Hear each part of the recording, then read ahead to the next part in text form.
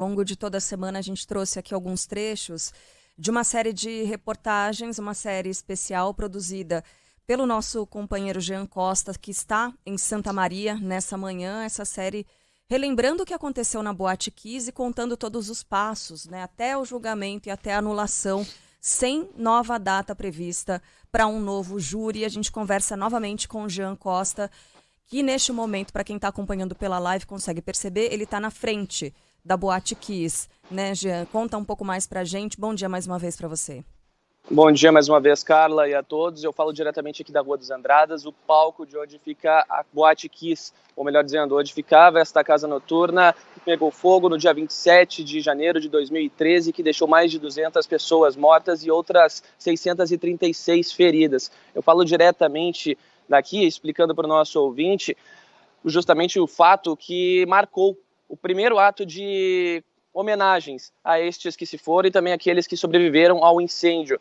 Uma vigília que ocorreu no final da noite de ontem, uma caminhada que partiu da Praça Saldanha Marinho, que é a cerca de uma quadra aqui de onde eu estou neste momento, em direção a Kiss, acabou culminando em uma série de homenagens, a qual eu vou pedir autorização de vocês nesse primeiro momento para trazer aqui para o ouvinte, para a gente acompanhar ao longo desta manhã. Ao fundo, justamente o emblema da casa, né, o Kiss, que acabou trazendo essa marca justamente para a cidade. E aqui ao meu fundo eu vou pedir a aproximação agora. Aqui, como eu estou sozinho, aí acabo tendo que me virar nos 30, mas eu vou tentar virar minha câmera rapidamente por aqui, justamente para mostrar algumas destas homenagens.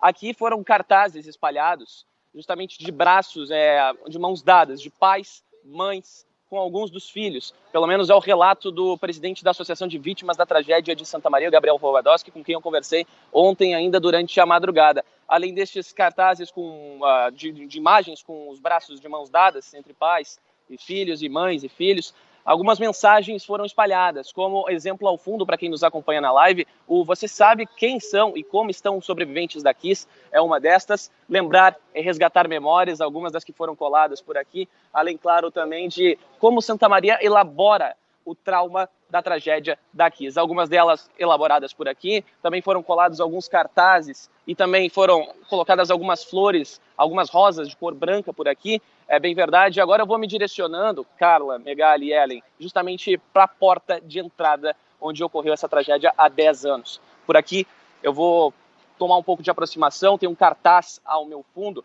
onde está janeiro 27. Então, portanto, algumas das imagens por aqui, algumas das mensagens foram colocadas. É o janeiro 27, Boate Kiss, 10 anos. Resgatar a memória é construir o futuro. E algumas das mensagens espalhadas, a qual foi pintada por aqui há cerca de 1 ano e meio, de acordo com os representantes da Associação de Vítimas de Tragédia, que é a primeira Câmara Criminal do TJRS. Até quando a injustiça vai ser a impunidade? É um questionamento feito por aqui, por estes lutam ainda pela justiça que não foi feita. Entre eles, Gabriel Hovadoski, com quem conversei, é sobrevivente da tragédia, ele tem 28 anos, é uma semelhança muito próxima. Eu quero trazer aqui um relato, porque há uma diferença curta de idade minha entre eu e ele, a gente tem uma diferença muito curta, questão de alguns meses, e é um relato muito interessante por parte dele quanto à anulação do júri. Ele relatou um processo de desumanização quanto àqueles que sofreram e ainda sofrem com o impacto dessa tragédia, mesmo após 10 anos, que ainda não teve um desfecho no âmbito jurídico. Vamos acompanhar a fala dele. Senti que a gente foi completamente desumanizado. A vírgula falou mais alto do que 242 vítimas, do que mais de 600 sobreviventes, do que vários aspectos da tragédia que não conseguem ser ouvidos até hoje. Bom, a fala do Gabriel Hovadoski, sobrevivente da tragédia e presidente da Associação de Vítimas e Familiares. Também conversei com pais destes que se foram. Luiz Cláudio Oliveira perdeu 2 filhos e 2 noras na tragédia da Kiss. Ele procurou uma forma diferente de enfrentar o luto. Não apontou culpados pela tragédia, acabou relatando a dor que sente até hoje e que buscou uma forma de superação para tentar seguir em frente, visto que ele viu muitos amigos que perderam filhos ou sobrinhos ou até mesmo amigos dentro da Kiss e não tiveram a oportunidade de seguir. A gente acompanha a opinião dele em relação a essas questões voltadas ao âmbito jurídico aqui envolvendo a tragédia na Kiss. Culpado, só Deus sabe. Eu não sou ninguém para julgar A ou B. E não fiquei com raiva de ninguém, cara. Se eu tiver que falar com o Mauro, o Kiko, o pessoal da banda, para mim vai ser falando que nem eu tô falando contigo. Não sou um cara vingador, não vou fazer vingança nenhuma sobre esse fato que aconteceu, entendeu? Já Flávio da Silva, ex-presidente da Associação de Vítimas e Sobreviventes da Tragédia da Boate Kiss, também conversou comigo ontem pela madrugada, mas durante a produção da série, a gente acabou batendo um papo por cerca de 40 minutos em relação a tudo que envolve a Kiss até então. Ele pensa de forma diferente de Luiz Cláudio, por exemplo, mas aponta que faltaram culpados nessa tragédia, que teve até 4 réus condenados. Em um primeiro momento, contextualizando aqui para o nosso ouvinte e espectador que nos acompanha, entre inquérito policial e as ações por parte do Ministério Público, nós chegamos a ter 47 nomes apontados. Por parte do Ministério Público, caiu de 44 para 16 em um primeiro momento e depois acabou reduzindo para 8, consequentemente 4.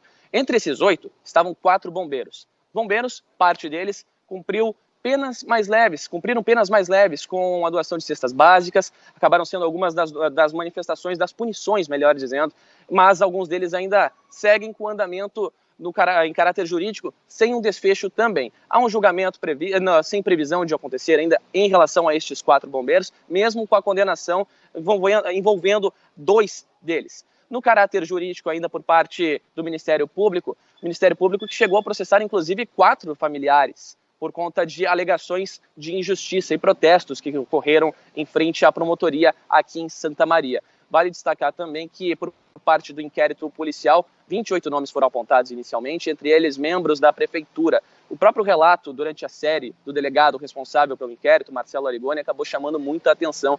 Ele alega que ele negou que a polícia não teve força para indiciar responsáveis pela tragédia em caráter da gestão municipal. Só que, mesmo assim, ele não pôde fazer isso e sentiu-se prejudicado, até mesmo no andamento da sua carreira. Ele é considerado um dos grandes responsáveis pela condução, até mesmo indiciamentos. As famílias veem com muito prestígio esse delegado por aqui, por exemplo. Isso foi relatado ontem aqui, na conversa que tive com sobreviventes e com familiares, mas é um ponto a se destacar. A gente ouve a fala agora do Flávio da Silva, ex-presidente da associação. Ele é pai da Andriele Rigg, que acabou falecendo na tragédia. Ela e 3 das suas melhores amigas acabaram falecendo aqui. Então a gente acompanha neste momento a opinião dele em relação a esses fatos, ainda sem um desfecho no âmbito jurídico.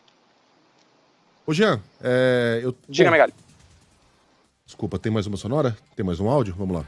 A gente sabe que o rol de responsabilidade ele é muito grande, mas cada um deveriam responder por tipo de crimes diferentes. A gente entende desde o início que pelos homicídios, total dela foi que responsável pelos homicídios seriam mesmo esses 4. O prefeito com certeza deveria responder por improbidade administrativa no mínimo, como teve outros, teve secretários. Bom, aí a fala de Flávio da Silva. Agora você tinha uma pergunta, Megali, por favor. Eu tinha. A gente estava se perguntando aqui fora do ar, o que você faz com um lugar desses, né? Com um peso tão grande, tão carregado de lembranças. E eu tô vendo que a própria população se encarregou disso, né? Como você já descreveu muito bem, transformou isso de forma informal, sem a necessidade de poder público, de autorização de Câmara de Vereadores, numa espécie de memorial. E eu ia perguntar se isso foi feito na ocasião do aniversário de 10 anos ou se o que restou da Boate Kiss é permanentemente assim, coberto por escritos, fotografias. O que é que tem por trás desses muros também? Esse é o grande questionamento que eu respondo agora. A maioria das homenagens, Carla, Megali, Ellen, acabaram sendo colocadas ontem por aqui. Estas flores, destas rosas ao fundo, são cerca de 200. Algumas foram retiradas ontem por parte de familiares muito emocionados, por exemplo, mas a grande maioria, entre elas estas escritas por aqui, estão há alguns anos, bem como ao fundo. Eu vou tentar subir um pouquinho aqui a minha câmera e descrever para o nosso ouvinte da rádio também.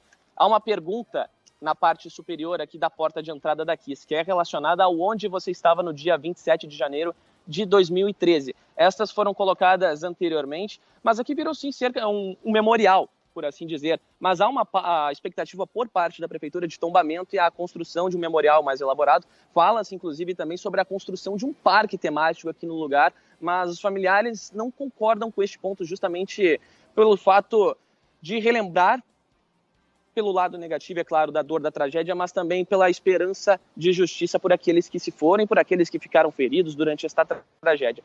Virou um memorial, de certa maneira, mas há essa expectativa de manutenção do lugar, o tombamento e a reconstrução de um memorial um pouco mais elaborado aqui na sede da Boate Kiss. Mas essa questão do parque acaba chamando muita atenção. Inclusive, a prefeitura sugeriu esta ideia, só que ela não seguiu. Em resumo, ela não teve ainda um andamento por conta das manifestações muito contrárias, mas é uma situação que não está 100% descartada, especialmente. Mas trazendo uma questão agora que foge um pouco do caráter do repórter, mas de quem está aqui também como pessoa e que acompanhou essa tragédia desde o início na faculdade, lá em 2013, é uma sensação, um peso mais duro que eu já senti em toda a minha vida, confessando aqui no ar para a nossa rede Band News FM. É uma energia distinta, Megali, e eu já estive no Memorial da Chapecoense, na Arena Condá, alguns anos atrás, para conhecer um pouco do local. E a energia aqui ela é totalmente distinta, e os familiares também confirmam isso. Há um peso em frente à Kiss. Tentei entrar dentro da Kiss, é bem verdade, por aqui. A gente ainda está vendo essa situação para conhecer um pouco do impacto, né, também dentro dessa estrutura. Mas há um risco de desabamento, de acordo com os representantes da Associação de Vítimas e da Tragédia. Então, por isso, acaba sendo um pouco arriscado. Eles acabam prezando pela segurança do lado de fora, mas contextualizando em um resumo, é um memorial que ficou. Não está descartado o tombamento e a reconstrução de um memorial mais elaborado por aqui, bem como deste parque. Seria uma espécie de plano B por parte da prefeitura para evitar o tombamento em um primeiro momento, mas para tentar trazer, de certa maneira, algo mais elaborado. Está dividindo opiniões, mas se terá um desfecho ou não em relação a esse fato, a gente só vai sabendo ao longo dos meses. Tá certo. Essa energia existe mesmo. Só quem já esteve na cobertura ou visitando um lugar em que aconteceu uma grande tragédia conhece o peso que toma conta da nossa alma quando a gente se aproxima de locais. Especialmente quando o assunto está aberto ainda, né? Quando a gente não teve uma definição, a gente não teve punição, a gente não teve pelo menos esse alento no coração dos familiares. Jean, bom trabalho para você. Voltaremos a conversar ainda hoje. Combinado, Megali. Até.